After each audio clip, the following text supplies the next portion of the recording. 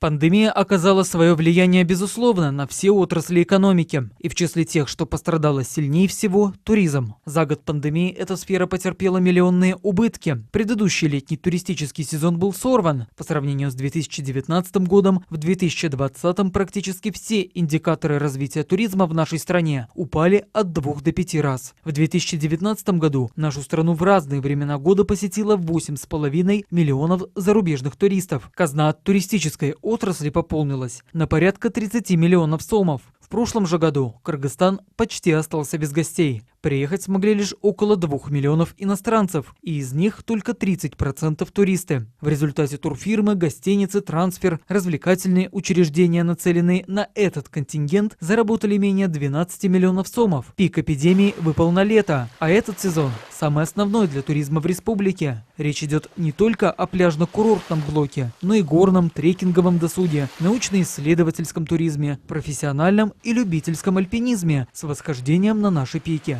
Многие просто закрывали свои отели и распускали персонал. В условиях пандемии, конечно, сектор туризма пострадал. Для того, чтобы нам тоже оставаться в тренде и не оставаться за тенденцией, да, и мы тоже в рамках цифровизации тоже делаем очень много работы для того, чтобы все-таки на государственном уровне сектор туризма не останавливался и развивался дальше. Поэтому в прошлом году был разработан проект плана мероприятий для восстановления и дальнейшего развития сферы туризма и более успешного проведения предстоящего летнего турсезона. Он включает более 50 пунктов. Одним из главных моментов для того, чтобы мы смогли организовать и провести этот сезон, это обеспечение эпидемиологической безопасности. И в этих целях нами были разработаны алгоритмы, также требования, да, как необходимо соблюдать эпидемиологические требования для того, чтобы обезопасить от COVID. Был принят алгоритм, сейчас мы на днях уже примем. Это алгоритм по приему иностранных граждан и туристов здесь с учетом вакцинации. В департаменте туризма говорят, что и сейчас действует алгоритм, по которому приезжим обязательно справка с отрицательным ПЦР-анализом. По новому алгоритму вместо ПЦР турист может показать справку о том, что он вакцинирован. Нашей страной, уверяют чиновники, в плане туризма интересуется много зарубежных стран, в том числе и из Европы. У зарубежных туристов наиболее популярно отправиться в горы. Они ходят в туры, живописные ущелья. Другие приезжают, чтобы проникнуться культурой, но не походом по музеям, а тем, что пробуют кочевой образ жизни на вкус. Стоит отметить, что большинство отдыхающих на Иссык-Куле – граждане ближайших соседних стран. Многие европейские страны, да, и Россия, Казахстан, Узбекистан, Таджикистан, у нас очень много. Наш рынок, он узбекский рынок ориентирован на нас, да, российский, также европейский рынок, и в том числе и в этом году очень много израильтян, которые хотят приехать к нам и увидеть нашу страну, да.